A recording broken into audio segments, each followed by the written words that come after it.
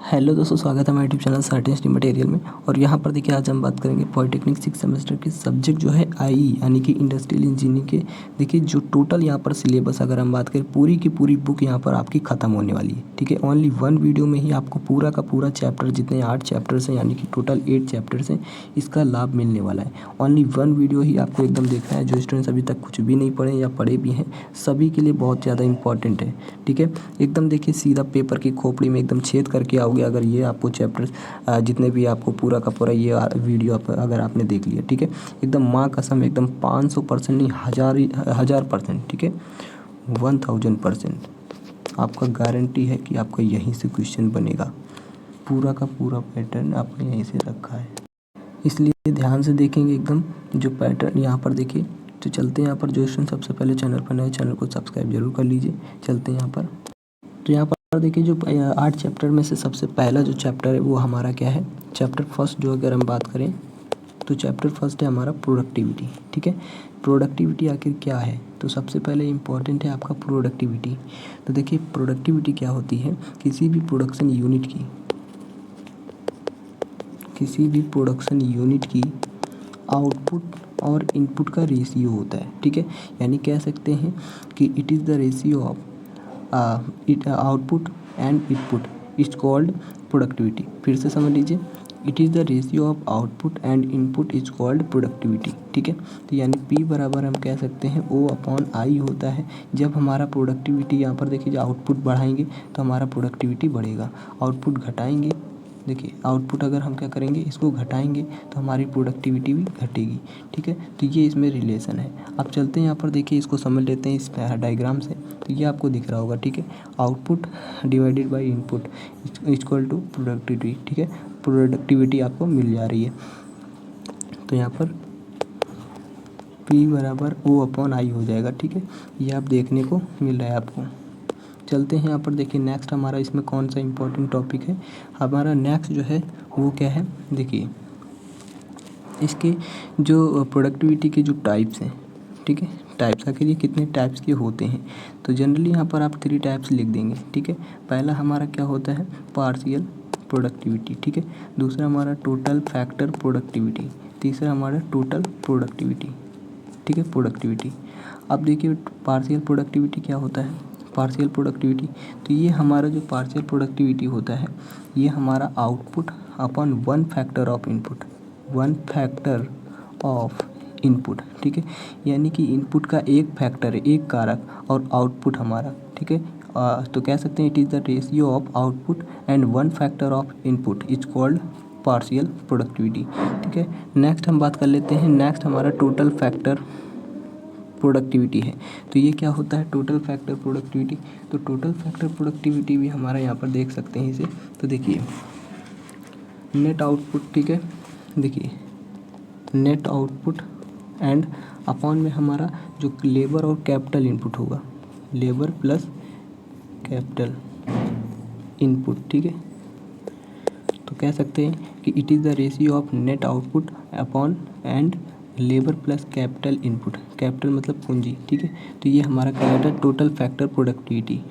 अब हम चलते हैं, नेक्स्ट हमारा है टोटल प्रोडक्टिविटी। टोटल प्रोडक्टिविटी क्या होता है, तो इसे हम जान लेते हैं फार्मूला के बेस पर। तो देखिए ये हमारा टोटल टेंजिबल आउटपुट होता है, टोटल टेंजिबल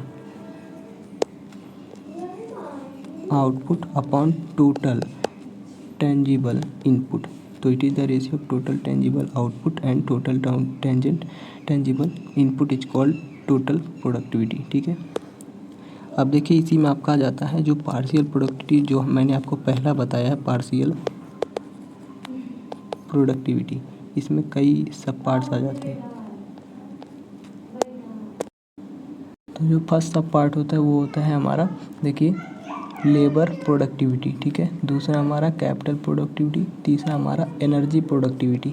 तो इन तीनों का फार्मूला क्या होता है, सेम होता है, बस थोड़ा सा डिफरेंस होता है। देखिए आउटपुट, टोटल आउटपुट अपॉन में अगर लेबर प्रोडक्टिविटी तो लेबर इनपुट हो जाएगा। ठीक है, अगर आपका कैपिटल प्रोडक्टिविटी तो यहाँ पर L की जगह आपका C हो जाएगा, और अगर एनर्जी प्रोडक्टिविटी की बात कर ले तो C की जगह आपका क्या हो जाएगा, E हो जाएगा। ठीक है। तो total output upon energy input is called, इसका रेशियो ही हमारा कहलाएगा यहाँ पर। जो कैपिटल इन सभी का इन पूरा सेम है, आपको सिर्फ देखना है कि नाम सही आपको यहाँ पर लगा देना है इनपुट में, ठीक है। तो वो हमारा उसका रेशियो उसके नाम से कहलाएगा, ठीक है। अब चलते हैं नेक्स्ट टॉपिक है हमारा इसमें कि इसके फैक्टर्स कौन कौन से हैं। देखिए फैक्टर्स, ठीक है, आखिर इसके फैक्टर्स कौन कौन से हैं। फैक्टर्स अफेक्टिंग प्रोडक्टिविटी, ठीक है।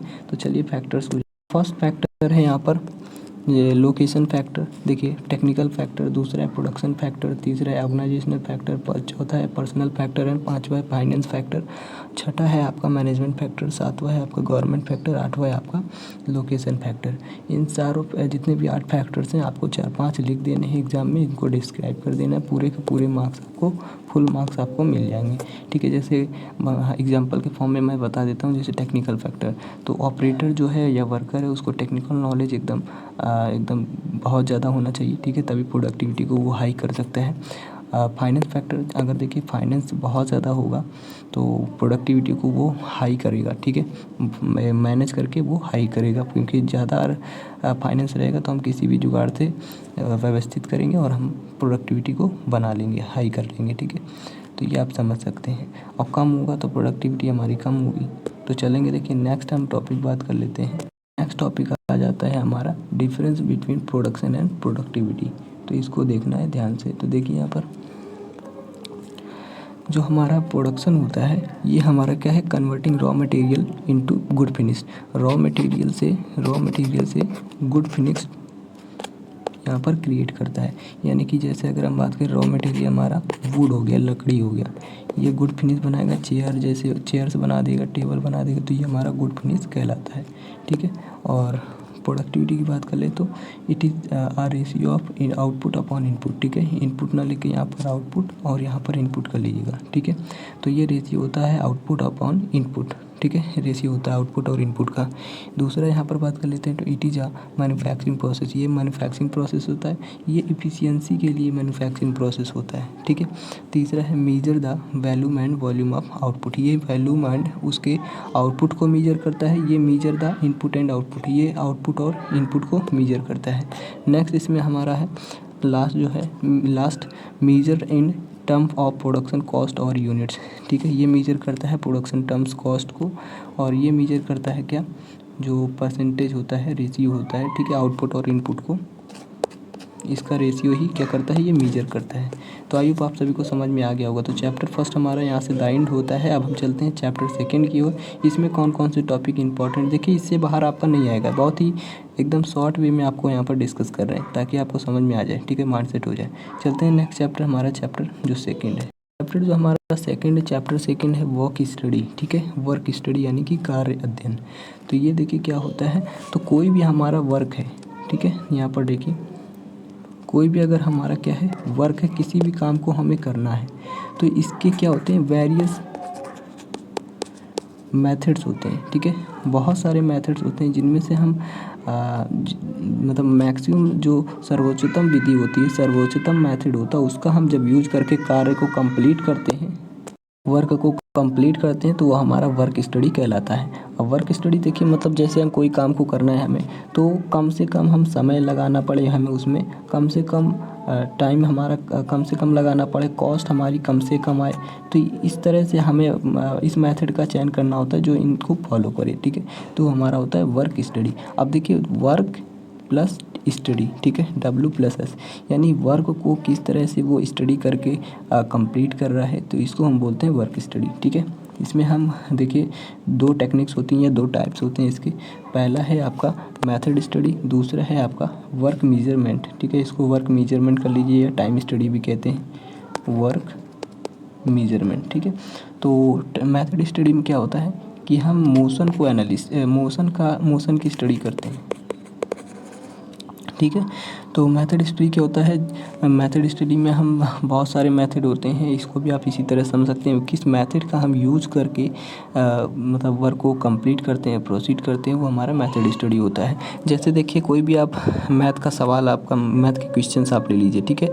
तो मैथ का कोई भी क्वेश्चंस है, उससे सॉल्यूशन उसके कई सारे होते हैं, ठीक है। उसके फार्मूले कई सारे होते हैं, जिससे आप मतलब जो आपको जो अच्छा लगता है या जिससे आप कंफर्टेबल हैं या इजी वे में कम समय में आ जाता है, वही आप फार्मूला लगाते हैं, ठीक है। तो ये आपको वही हमारा क्या है, मतलब एक ऐसे टाइप से कि इसी वे में हमारा काम कंप्लीट हो जाए, ठीक है। ऐसे मेथड का यूज करें ऐसे, क्योंकि देखिए वेरियस मतलब फार्मूले होते हैं, वेरियस सॉल्यूशंस होते हैं, बहुत सारे करने के मेथड होते हैं। तो हम ऐसे मेथड का चयन करते हैं जो सर्वोत्तम होता है, ठीक है, इन सभी में। तो वो हमारा मेथड स्टडी कहलाता है। तो यहाँ पर आप देख सकते हैं, examine a job and finding more efficient method to perform him, ठीक है। नेक्स्ट है हमारा determining the times necessary to perform a job and its elements, ठीक है। तो वर्क मेजरमेंट में क्या होता है, किस तरह से हम वर्क मेजरमेंट में आप मेजरमेंट का मतलब समझ रहे हैं, पैरामीटर, ठीक है, पैरामीटर। तो पैरामीटर देकर हम जो भी पैरामीटर के एनालिसिस करते हैं, तो यहाँ पर आप समझ सकते हैं टाइम स्टडी, ठीक है। तो टाइम की स्टडी करते हैं, समय की, कि आखिर वो हमारा काम कितने समय में हो जाएगा। ज़्यादा समय में अगर कोई वर्कर करता है, ठीक है, जैसे अब मान लीजिए 1 घंटे में हमें क्या करना है, 20 पीस बनाने, ठीक है। तो वो क्या कर रहा है, 50 पीस निकाल रहा है, तो वो हमारा एरर 100% कुछ ना कुछ एरर देगा, क्योंकि इतने ज़्यादा निकाल रहा है, बट लिमिट इतनी है, तो वो ये सब देखा जाता है, ठीक है। तो टाइमिंग का मतलब हम एक एक्चुअल टाइम जो हमारा जिस टाइम लिमिट है हमारा, उसी टाइम पर वो कंप्लीट हो जाए, ना लेट ना मतलब पहले, ठीक है। तो ये इसकी स्टडी करना ही कि टाइम के अकॉर्डिंग हमारा कंप्लीट हो जाए, वो हमारा टाइम स्टडी कहलाता है। नेक्स्ट हम यहाँ पर चलते हैं। तो वर्क स्टडी जो है, इसके फैक्टर्स कौन कौन से होते हैं, ठीक है, फैक्टर्स। तो फैक्टर्स आपको वही लिख देना जो मैंने आपको प्रोडक्टिविटी के फैक्टर्स बताए हैं, कि जो ह्यूमन फैक्टर है ये हो जाएगा, ठीक है, ह्यूमन फैक्टर। दूसरा हमारा हो जाएगा टेक्निकल फैक्टर। तीसरा हो जाएगा इकोनॉमिकल फैक्टर, ठीक है। तो इस टाइप से उनको फैक्टर को लिख देना है, डिस्क्राइब कर देना है। तो नेक्स्ट चलते हैं, यहाँ पर आपका क्या है, इसमें टॉपिक इंपॉर्टेंट है, इसके यूजेस क्या है, देखिए इसके यूजेस। तो यूजेस में आप लिख देंगे कि इससे हमारा किस में करते हैं, प्रोडक्टिविटी को बढ़ाने में, प्रोडक्टिविटी में वृद्धि करने पर। दूसरा यूज लिख देंगे क्वालिटी को इम्प्रूव करने यानी कि बढ़ाने में। तीसरा लिख देंगे इफ़िशियंसी को बढ़ाने में, ठीक है, वृद्धि करने में। चौथा आप यहाँ पर लिख देंगे, चौथा टाइम को सेव करने में, बचत करने पर। पाँचवा आप लिख देंगे यहाँ पर कि जो हमारा और क्या करेगा, कॉस्ट को कम करने के लिए, ठीक है। यहाँ पर देखिए यहाँ पर और हम क्या करेंगे, पांचवा जो हमारा है वो है कॉस्ट को कम करने के लिए, ठीक है। तो आप चलते हैं यहाँ पर नेक्स्ट टॉपिक जो है, इसमें नेक्स्ट टॉपिक आपका क्या आ जाता है, आपका ये चैप्टर आपका बस इतना ही इंपॉर्टेंट है, आपका दूसरा चैप्टर। चलते हैं आप चैप्टर नंबर 3 पर। तो चैप्टर नंबर 3 की अगर हम बात करें, तो इसमें कौन कौन से टॉपिक इंपॉर्टेंट है, इनको देख लेते हैं। तो देखिए चैप्टर 3 हमारा है मैथड स्टडी। क्या है, देखिए यहाँ पर हमारा जो है ये चैप्टर 3 है मैथड स्टडी। मैथड स्टडी में कौन कौन से टॉपिक आपके एग्जाम के पर्पज़ से इंपॉर्टेंट है, इसको देख लेते हैं। तो मैथड स्टडी आखिर होती क्या है, ठीक है, ये आपको सबसे पहले स्टडी करना है कि आखिर जो मैथड स्टडी है ये क्या होती है, इसकी डिफिनीशन की हम बात कर रहे हैं, ठीक है। तो मैंने आपको मैथड स्टडी आपको पहले ही डिस्क्राइब कर दिया यहाँ पर जो है, ठीक है, ये आप देख सकते हैं, मैंने आपको बता दिया है। तो अब हम चलते हैं इसके ऑब्जेक्टिव्स पर। आखिर इसके ऑब्जेक्टिव्स क्या क्या हैं, इसको हम देख लेंगे जो मैथड स्टडी है। तो फर्स्ट यहाँ पर पॉइंट में आप लिख देंगे improve manufacturing process and procedure. Improve करता है मैन्युफैक्चरिंग प्रोसेस एंड प्रोसीजर को, इम्प्रूव करता है वर्किंग कंडीशन को, और देखिए plant layout and work place layout को भी इम्प्रूव करता है। ये जो ह्यूमन इफोर्ट होता है, जो फटीग होता है, ह्यूमन इफोर्ट एंड फटीग को ये क्या करता है, कम करता है, रिड्यूस करता है, ठीक है। थकान जो होती है, फटीग, इफोर्ट, आयाम मतलब जो मेहनत होती है, ठीक है। मटेरियल हैंडलिंग को ये कम करता है। तो improve a plant and equipment design को ये इम्प्रूव करता है, ठीक है। और quality of material, machine and man power को ये इम्प्रूव करता है। स्टैंडर्डाइजेशन ऑफ मेथड, ठीक है, स्टैंडर्डाइजेशन करता है। इम्प्रूवमेंट इन सेफ्टी स्टैंडर्ड, ठीक है। ये सेफ्टी स्टैंडर्ड बनाए रखता है, इम्प्रूवमेंट करता है इसका।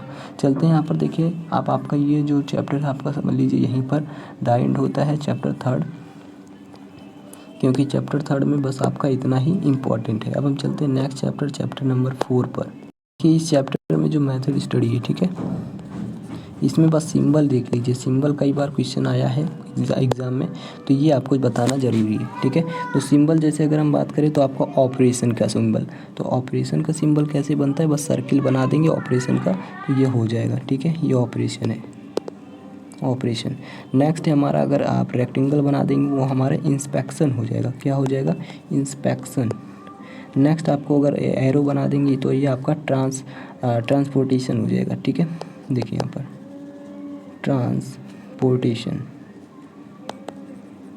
ठीक है, तो ये आपको बना देना है। डिले का फिगर आपको बनाना है, डिले का सिंबल, तो आपको एकदम डी जैसा बना देना है, ठीक है। नेक्स्ट एंड लास्ट जो है वो क्या है, देखिए यहाँ पर स्टोरेज, ठीक है। स्टोरेज का आपको उल्टा ट्रायंगल बना देना है। ट्रायंगल आपका ऐसे बनता है, इसको उल्टा कर देना है, देखिए इस टाइप से, इस टाइप से आपको कर देना है, तो ये हमारा स्टोरेज का सिंबल बन जाएगा। तो आप चैप्टर आपका यहाँ पर ख़त्म हो जाता है। चलते हैं चैप्टर 4 पर। तो फाइनली देखिए, अब हम यहाँ पर बात करेंगे जो चैप्टर हमारा 4 है, ठीक है। चैप्टर 4 बहुत ज़्यादा इंपॉर्टेंट है ये चैप्टर 4, इससे मैक्सिमम क्वेश्चंस आपके एग्जाम में यहाँ पर पुट अप होंगे, ठीक है। तो चैप्टर 4 हमारा क्या है, जो थर्बलिंग्स एंड सीमो चार्ट्स इसमें है, ठीक है। तो देखिए थर्बलिंग्स आखिर क्या होते हैं, तो what is थर्बलिंग्स and सीमो chart.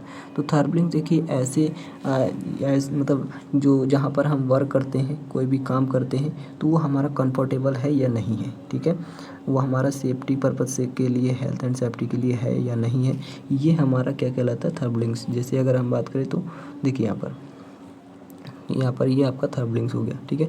Next यहाँ पर हम बात करते हैं सीमो चार्ट। तो ये देखिए सीमो चार्ट क्या होता है, इसको हम बोलते हैं सिमल्टेनियस मोशन साइकिल, ठीक है, सिमल्टेनियस मोशन साइकिल।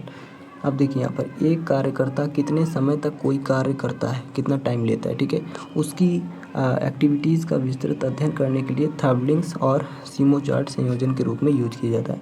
अब देखिए ये भी कह सकते हैं कि जो हमारा थर्बलिंग्स होता है वो किसी भी वर्कर के टाइम को इंडिकेट करता है, उसके एक्टिविटीज़ की स्टडी करने को ही थर्बलिंग्स कहते हैं। ये दोनों ही क्या करते हैं, एक्टिविटीज़ को स्टडी करते हैं, ठीक है। यह अध्ययन के तहत ऑपरेटर के उचित अंग के रेखीय रूप से वियोज्य चरणों को प्रस्तुत करता है। यह एक अत्यंत विस्तृत बाएं और दाएं हाथ का ऑपरेशन चार्ट होता है, ठीक है। तो ये आप समझ सकते हैं। तो आई होप आप सभी को ये समझ में आ गया कि आखिर थर्बलिंग्स क्या है, सीमो चार्ट क्या है। यहाँ पर देखिए जो सीमो साइकिल, जो हमारा सीमो चार्ट है, इसके आपको टेबल दिया हुआ है, चार्ट्स दिया हुआ है, जिससे आप समझ सकते हैं, ठीक है। इस टाइप से आप बना भी देंगे। जो हमारा एब्रीविएशन दिया हुआ है यहाँ पर ये है, और सिंबल हमारा यहाँ पर दिया है, और सिंबल का जो नाम है वो यहाँ पर दिया हुआ है, ठीक है। तो ये आप दिखा सकते हैं। जैसे सर्च है तो सर्च आप देखिए इस तरह से सिंबल आप बना सकते हैं, ठीक है। आप यहाँ पर एब्रीविएशन इंडिकेशन बता देंगे कि हमारा SH है, ठीक है। फाइंड का यहाँ पर अगर बनाएंगे तो फाइंड का हमारा ये है, ठीक है। यहाँ पर सिलेक्ट का है, ग्रास्प का है, ट्रांसपोर्ट लोडेड का है, ठीक है।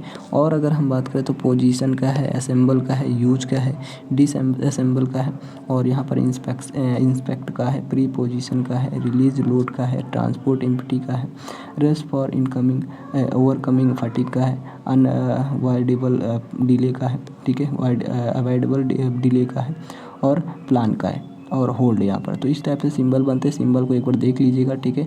तो इनको आपको बना देना है। चलते हैं यहाँ पर देखिए, नेक्स्ट है जो हमारा नेक्स्ट टॉपिक है इसमें, वो क्या है। फाइनली यहाँ पर देखिए नेक्स्ट टॉपिक है हमारा अर्गोनॉमिक्स, ठीक है। आखिर अर्गोनॉमिक्स क्या होता है, बहुत ज़्यादा इंपॉर्टेंट, कई बार एग्जाम में ये क्वेश्चन पुट अप हुआ है। तो चलेंगे यहाँ पर देखिए अर्गोनॉमिक्स जान लेते हैं क्या होता है। तो देखिए ये 2 वर्ड से बना हुआ है, ये ग्रीक वर्ड है, ठीक है, अर्गन और नोमस। तो अर्गन मतलब जो है वो क्या होता है, अर्गन मतलब होता है जो हमारा लेबर होता है, श्रम होता है, ठीक है। कह सकते हैं जो हमारा अर्गन है वो इसे काम कहते हैं, या हम श्रम कहते हैं हिंदी में, ठीक है, काम या श्रम। और जो नोमस है इसका मतलब क्या होता है, कानून के नियम, ठीक है। तो यानी कह सकते हैं पूरा का पूरा जो अर्गन है इसका मीन्स क्या होता है, अर्गोनॉमिक्स का, तो जो काम के विज्ञान होते हैं, ठीक है, काम का विज्ञान, या जो काम के नियम होते हैं, इसे ही हम बोलते हैं एर्गोनॉमिक्स। ठीक है, अब चलते हैं यहाँ पर, देखिए समझ लेते हैं।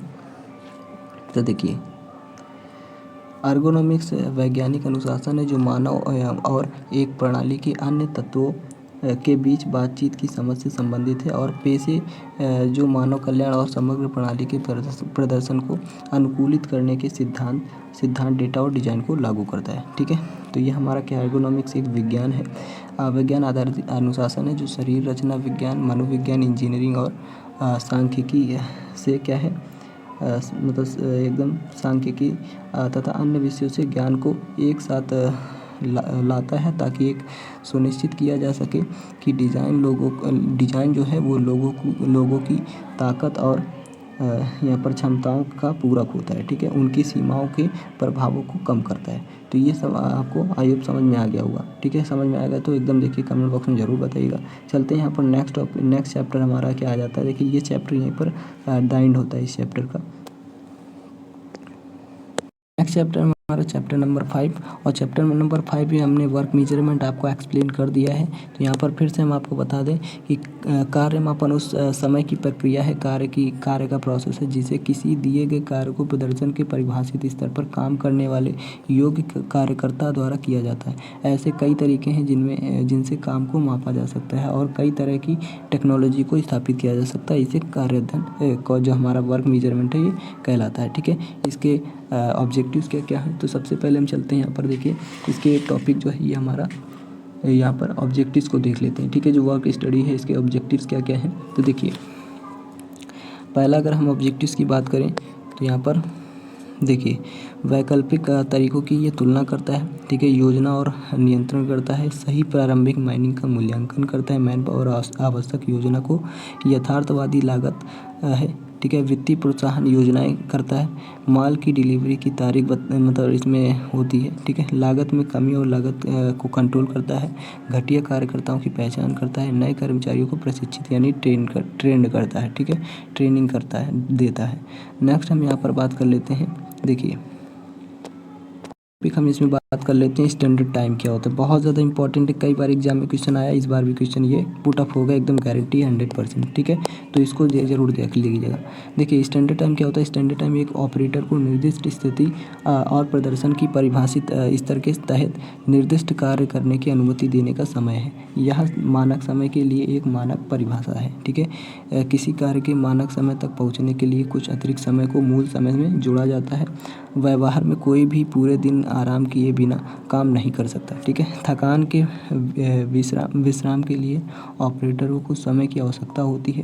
विभिन्न भत्ते, छूट भत्ता, आकस्मिक भत्ता जैसे मशीन ब्रेकडाउन हो गया और आपका बंडल भत्ता हो गया। ठीक है, ये है। तो देखिए आपको फार्मूला क्या लिख देना है, जो हमारा स्टैंडर्ड टाइम होता है वो मूल टाइम होता है प्लस 11 यानी कि जो भत्ता होता है ये हमारा दोनों को जोड़ने की प्रक्रिया ही हमारा क्या कहलाता है, स्टैंडर्ड टाइम कहलाता है। नेक्स्ट हम 11 देख लेते हैं। 11 क्या होता है। एक ऑपरेशन के लिए सामान्य समय में कार्यकर्ता के लिए कोई भत्ता नहीं होता है। ठीक है, सबसे व्यवहारिक प्रभावी विधि विकसित करने के बावजूद पूरे दिन काम करना असंभव है जी। यहाँ तक कि सबसे अच्छा काम करने की विधि की स्थिति के तहत भी लोग ज़्यादा कार्य को महत्व देते हैं, जिससे कार्यकर्ता थकान से उबरने और विश्राम के लिए ज़्यादा समय खर्च की मांग करते हैं। ठीक है, तो जो आराम करते हैं जो वर्कर होते हैं उस आराम को जो उनको छूट मिलती है जैसे टी ब्रेक वगैरह, तो ये हमारा 11 कहलाता है। ठीक है, तो आई होप आप सभी को समझ में आ गया होगा। तो अब हम चलते हैं नेक्स्ट चैप्टर पर। चैप्टर हमारा यहाँ पर देखिए जो है चैप्टर 6। ठीक है, वेजेस। तो वेजेस वाला जो चैप्टर है सबसे पहले हम जान लेते हैं कि इसका मीन्स क्या होता है। ठीक है, वेजेस आखिर होता क्या है। तो देखिए मान लीजिए कोई वर्कर है। ठीक है, अब ये जो वर्कर है ये वर्क डन करेगा। ठीक है, किसी भी मतलब इंडस्ट्री में या किसी भी मतलब प्रोडक्शन लेवल पर, तो ये क्या करेगा, वर्क डन करेगा और वर्क डन करके क्या करेगा, प्रोडक्शन को किसी भी प्रोडक्ट का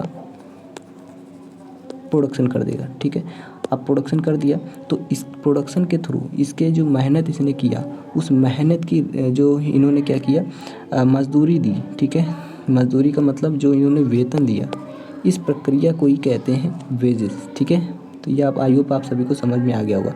तो जो लेबर होता है उसने जब कोई वर्क करता है, प्रोडक्शन करता है किसी प्रोडक्ट का, तो उसे उसके बदले में क्या होता है, उसे मजदूरी मिलती है। तो उस मजदूरी को ही क्या बोलते हैं, मजदूर बोलते हैं, ठीक है, जो मजदूरी उसने की है। अब चलते हैं यहाँ पर नेक्स्ट टॉपिक इसमें आ जाता है आपका इंसेंटिव प्लान्स, ठीक है, जो वेरियस इंसेंटिव्स प्लान्स हैं, ठीक है, इनको देख लेते हैं कि आखिर इंडस्ट्री में कौन कौन से इंसेंटिव प्लान्स मिलते हैं। और देखिए जनरली अगर देखा जाए तो आपका एक इंसेंटिव प्लान्स में आपका पहला होता है इंडिविजुअल इंसेंटिव प्लान्स, दूसरा होता है ग्रुप इंसेंटिव प्लान्स, ठीक है। इंडिविजुअल मतलब आपको जो स्वयं मिल रहा है, ग्रुप मतलब कि जो टीम के थ्रू मिल रहा है, ठीक है। यहाँ पर देखिए जो ग्रुप इंसेंटिव होता है ये 2 टाइप्स में डिवाइड होता है। एक होता है देखिए प्रिस्टमैन प्लान्स और दूसरा होता है स्कैनियन प्लान्स, ठीक है।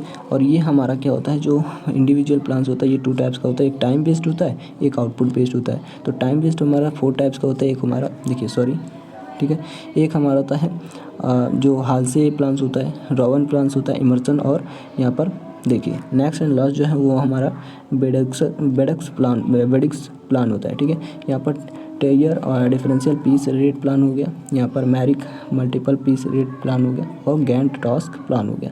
ये सारे के सारे आते हैं। अब देखिए इसमें आपको इंडिविजुअल प्लान्स जैसे मैं आपको बता दूं, ठीक है। तो व्यक्तिगत प्रोत्साहन योजना के तहत कर्मचारी को व्यक्तिगत प्रदर्शन या आउटपुट के आधार पर प्रोत्साहन का भुगतान किया जाता है, ठीक है। और क्या होता है, देखिए नियोक्ता उन कर्मचारियों को प्रोत्साहन देने के लिए उत्तरदायी है जो मानक उत्पादन से अधिक उत्पादन कर रहे हैं, यानी कि अच्छा काम कर रहे हैं, अच्छा प्रोडक्शन दे रहे हैं, तो उनको ये प्लान दिया जाता है। व्यक्तिगत प्रोत्साहन योजना या तो समय आधारित या उत्पादन आधारित हो सकती हैं। तो ये आपको टाइप्स हमने बता दिए। अब देखिए आपको जो ग्रुप इंसेंटिव प्लान है ये भी आपको बता दी। जब ग्रुप के थ्रू कोई भी हम काम करते हैं, ठीक है, जो ग्रुप होता है तो उसके थ्रू जो हमारा मतलब प्लान, उसके थ्रू जो हमारा इंसेंटिव मिलता है वो हमारा होता है ग्रुप इंसेंटिव। देखिए नेक्स्ट हमारा इसमें टॉपिक आ जाता है इस चैप्टर में इन्वेंट्री प्लान, ठीक है, इन्वेंट्री कंट्रोल, ठीक है, इन्वेंट्री कंट्रोल। तो ये हमारा क्या होता है, तो इसको जान लेते हैं। तो देखिए इन्वेंट्री कंट्रोल हमारा जब हम क्या करते हैं, इसे इंश्योर करते हैं किसी भी अवेलेबिलिटी ऑफ सफिशिएंट सप्लाई, ठीक है, सप्लाई देते हैं, जो हमारा उपलब्धता सफिशिएंट सप्लाई है इसे हम देंगे। और ये हमारा क्या करेगा, to meet consumer demand as and when arise in the market. तब क्या करेगा, वो डिमांड के अकॉर्डिंग जो कस्टमर है उसको यहाँ पर मतलब मार्केट में उठाएगा, ठीक है। तो वो हमारा होता है इन्वेंट्री कंट्रोल।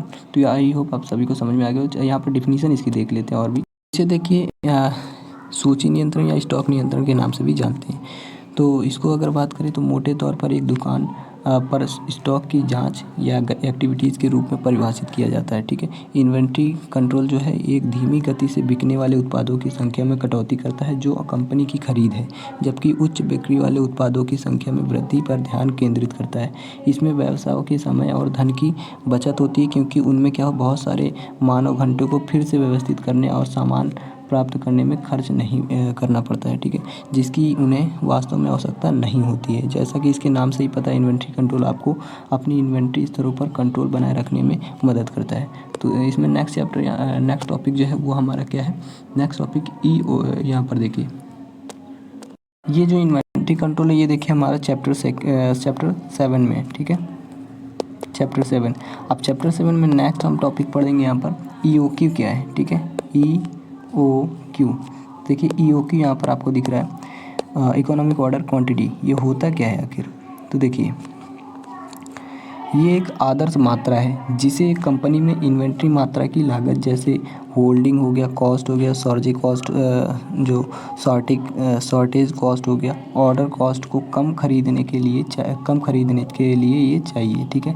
यह उत्पादन शेड्यूलिंग मॉडल 1913 में फोर्ड W हैरिस हैं, इन्होंने विकसित किया था। इसी समय क्या है, परिष्कृत किया गया था, इसे फिनिशिंग किया गया था, ठीक है। इसकी अगर हम बात करें कैलकुलेशन कैसे करेंगे, तो हमारा फार्मूला होता है Q बराबर √2DS/S, ठीक है। तो EOQ हमारा क्या है, एक Q जो है वो EOQ का Q जो हमारा क्या है, Q है ये हमारा EOQ का यूनिट्स है, ठीक है। नेक्स्ट हम D बात कर लेते हैं। D क्या है, तो इकाइयों में मांग, जो डिमांड ऑफ यूनिट्स, ठीक है। S क्या है हमारा, जो मतलब आदेश लागत होता है, ठीक है। एच क्या है, होल्डिंग कॉस्ट होती है हमारी, ठीक है। ये हमारा ऑर्डर कॉस्ट होता है। नेक्स्ट हम यहाँ पर चलते हैं, जो हमारा टॉपिक है वो क्या है, स्टोर्स। स्टोर का स्ट्रक्चर क्या होता है, लेआउट क्या होता है, इसको हम देख। तो ये फिगर जो है आपको दिखाई दे रहा होगा, ठीक है। तो स्टोर जो है इसका स्ट्रक्चर मतलब जो लेआउट है वो कैसा होता है, स्ट्रक्चर कैसा होता है। देखिए, एक बार जब आप शोध करते हैं यानी एडिट कर मतलब जो शोध करते हैं, ठीक है, और समझते हैं कि ग्राहक और आपके ऑपरेटर को कैसे नेविगेट करते हैं, तो आप ग्राहक को प्रभावित करना शुरू कर सकते हैं, ठीक है। इस रणनीति की नींव आपके स्टोर फ्लोर का डिज़ाइन है। ग्राहक व्यवहार के सिद्धांतों पर अपने लेआउट को आधार बनाएं, ठीक है, बेस बनाएं।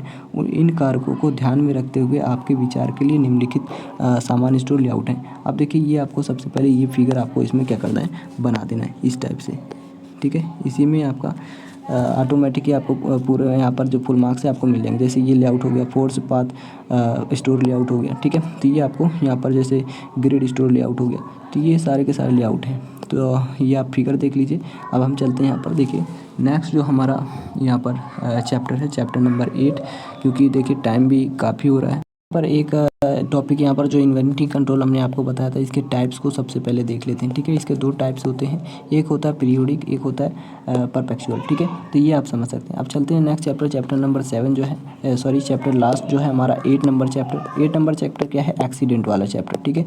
एक्सीडेंट चैप्टर से देखिए आपका क्या है कि एक्सीडेंट होता क्या है। तो एक्सीडेंट देखिए आपको बता दें कि जो अचानक हुए आकस्मिक घटना होती हैं, ठीक है। जो घटना क्या होती हैं, आकस्मिक होती हैं, उसे बोलते हैं मतलब अचानक से घटित हो जाती हैं जो घटना, वो उसे क्या बोलते हैं, दुर्घटना। यानी कि जो जैसे आप इंडस्ट्री में हैं, ठीक है, आप मान लीजिए आप इंडस्ट्री में हैं, तो अब मान लीजिए आपके ओवरलोड हो जाने के कारण, ठीक है, या थकान हो जाने के कारण, या मतलब कोई भी मशीन के थ्रू कोई भी आपको एक्सीडेंट हो जाता है, कोई भी उसका पार्ट्स फ्रैक्चर हो जाता है, या मशीन का कोई भी इलेक्ट्रिकल पार्ट्स ख़राब हो जाता है, मैकेनिकल पार्ट्स ख़राब हो जाता है, उसके द्वारा जो आपको घटना घटित होती है आपकी, ठीक है, तो वो हमारा कहलाता है एक्सीडेंट, ठीक है। आप चलते हैं यहाँ पर, देखिए नेक्स्ट आखिर एक्सीडेंट के टाइप्स कौन कौन से होते हैं। तो देखिए सरकना और गिरना वाला टाइप्स हो जाता है, ठीक है। जैसे अगर कार्यस्थल में अलग अलग कारक होते हैं, जैसे गीली फर्श है तो उसमें आप सरक जाएंगे, ठीक है। सरकना और गिरना, ठीक है। अब बर्फीली सतहों से बिखरे मलबे और डोरियों को आसमान, ठीक है। स्थिर चलने वाली सतहों, तो ये यहाँ पर ख़राब जो रोशनी होती है, स्लिप और गिरने का कारण बन सकते हैं, ठीक है। तो ये आप देख सकते हैं। ऊंचाइयों से गिरना, जो इलेक्ट्रोक्यूशंस होते हैं, ठीक है, उसके कारण यहाँ पर दुर्घटना हो सकती है। ओवर सर्सन हो जाता है, यानी अति उत्साह हो जाता है। वस्तुओं द्वारा मारा गया, यहाँ पर ये स्ट्रक बाई ऑब्जेक्ट, ठीक है, स्ट्रक अगेंस्ट हो जाता है, यहाँ पर उलझाव हो जाता है, ठीक है। तो ये सारे इसके क्या है, टाइप्स है। आप देखिए आखिर ये किस कारण से होते हैं, कैसे होते हैं, तो इसको भी देख लेते हैं। तो देखिए अब इसको फिर से एक बार समझ लेते हैं कि औद्योगिक सुरक्षा से तात्पर्य एक यानी कि जो इंडस्ट्रियल सेफ्टी होती है वो क्या होती है, एक उद्योग के भीतर सभी परिचालन घटनाओं जैसे अपने कर्मचारियों और परिसंपत्तियों की सुरक्षा के लिए खतरों, जोखिम और दुर्घटना के प्रबंध से है, ठीक है। तो देखिए कारण इसका जैसे लिफ्टिंग हो गया, फटिग हो गया, ठीक है, थकान हो जाने के कारण। तो फटिग मतलब यहाँ पर समझ सकते हैं कई कर्मचारियों को ब्रेक लेने में असफल होना दुर्घटना का एक कारण बन जाता है, ठीक है। तो ये आप समझ सकते हैं। निर्जलीकरण हो गया, बहुत कम रोशनी हो गई तब भी दुर्घटना हो जाती है। खतरनाक सामग्री होती है उससे भी दुर्घटना हो जाती है। कार्यस्थल हिंसा के कार्य के लिए, यानी कोई मतलब उसमें फ्लूइड वगैरह, ठीक है, फिसलने वाली चीज़, ट्रिप्स एंड फॉल्स, ठीक है, इसके द्वारा भी ये भी इसका एक कारण है। यहाँ पर देखिए जो नेक्स्ट अगर हम बात कर लें तो नेक्स्ट हमारा हजार्ड है, ठीक है। Types and causes of mechanical and electrical hazards, ठीक है। जैसे इलेक्ट्रिकल हजार्ड्स की अगर हम बात करें खतरे की, तो ये क्या होते हैं, विद्युत खतरा मुख्य रूप से बिजली का विफलता, यानी कि बिजली की जब फेलियर होती है, लाइट की फेलियर होती है तो विद्युत उपकरणों की खराबी के कारण होता है, ठीक है। बिजली के खतरों का उदाहरण बिजली के झटके और बिजली का आग है, ठीक है, जो शॉर्ट सर्किट होता है। जहाँ बिजली के उपकरण है वहाँ इमरजेंसी पावर स्विच लगाकर इन खतरों को कम किया जाता है, इसका प्रिवेंशन है, ठीक है। नेक्स्ट हम बात कर लेते हैं यहाँ पर, देखिए यहाँ पर ये भी आप डिफिनीशन लिख सकते हैं जो एक्सीडेंट का है। वे अनुचित कामकाजी परिस्थितियों, उपकरणों, मशीनों और नियंत्रण उपकरणों के खराब रखरखाव, भवन के खराब निर्माण और अनुचित संयंत्र लेआउट के कारण जो घटना घटित होती है उसे हम क्या कहते हैं, इसे हम एक्सीडेंट कहते हैं, ठीक है। नेक्स्ट यहाँ पर इलेक्ट्रिकल हजार्ड में आपका आ जाता है उच्च वोल्टेज उपकरण, ठीक है, जो हाई वोल्टेज उपकरण होते हैं, दोषपूर्ण वायरिंग हो जाती है, ठीक है, डिफेक्ट्स वायरिंग, पानी के पास विद्युत उपकरण का उपयोग करना, ज्वलनशील पदार्थों के पास विद्युत उपकरण का उपयोग करना। देखिए हेडिंग आपको देख लेना है। अब मैकेनिकल हजार्ड्स क्या होते हैं इनको देख लेते हैं। जो मशीन के पार्ट्स होते हैं उनके द्वारा जो खतरे होते हैं वो होते हैं मैकेनिकल हजार्ड्स, ठीक है, जैसे रोटरी मशीन हो गई, ठीक है। नेक्स्ट हम बात कर लेते हैं, इसी में आपका आ जाता है इंस्ट्रूमेंट हो गए, काटने के जो कटिंग टूल्स के इंस्ट्रूमेंट हो गए, ठीक है। मैग्नेट हो गया आपका, जोखिम को कम कर कैसे करेंगे तो ख़राब मेंटेनेंस करेंगे, ख़राब वाले जो ख़राब होगा पार्ट, मशीन की रखवाली करेंगे, ठीक है। तो ये आप देख सकते हैं। अब हम चलते हैं यहाँ पर, देखिए फैक्ट्री एक्ट 1948 है, इसको देख लेते हैं, बहुत ज़्यादा इंपॉर्टेंट, कई बार क्वेश्चन आया एग्जाम में। तो देखिए 19वीं शताब्दी के मध्य हमारे देश में कारखानों में कार्य करने वाले जो श्रमिक हैं, कार्य की दशाओं पर नियंत्रण स्थापित करने के लिए अधिनियम का अभाव है। भारत सरकार की नीति श्रम संबंधी मामलों में हस्तक्षेप न करने यानी नॉन इंटरफेरेंस की थी। फलतः नियोजकता मनमाने ढंग से श्रमिकों का शोषण करते थे, ठीक है, मतलब काम ज़्यादा लेते थे, पैसे कम देते थे।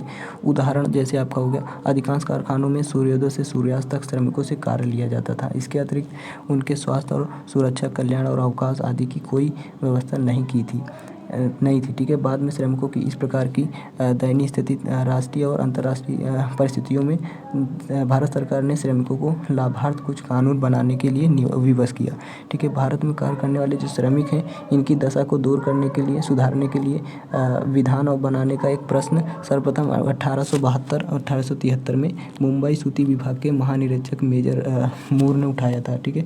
परिणाम स्वरूप सन 1881 में श्रम समस्याओं का नियमन करने के लिए भारत में सर्वप्रथम कारखाना अधिनियम एक्ट नंबर जो हमारा XB है, ठीक है, और 1881 पारित हुआ।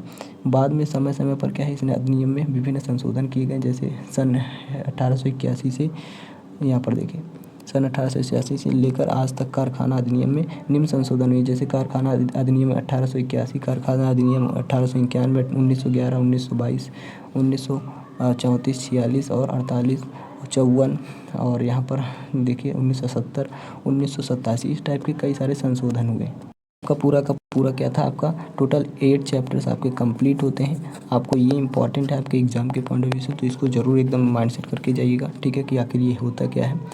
तो अगर आपको ये वीडियो पसंद आई तो लाइक शेयर एंड सब्सक्राइब जरूर करें, और देखिए भविष्य का जेई चैनल को जरूर जाकर सब्सक्राइब कर लें, भविष्य का जेई चैनल को, ठीक है, क्योंकि वहाँ पर आपको भी इंपॉर्टेंट क्वेश्चंस आपको अवेलेबल हो गए हैं इसके इंडस्ट्रियल इंजीनियरिंग के, तो जाकर ज्वाइन हो जाए। तो thanks for watching this video, मिलेंगे नेक्स्ट वीडियो में नेक्स्ट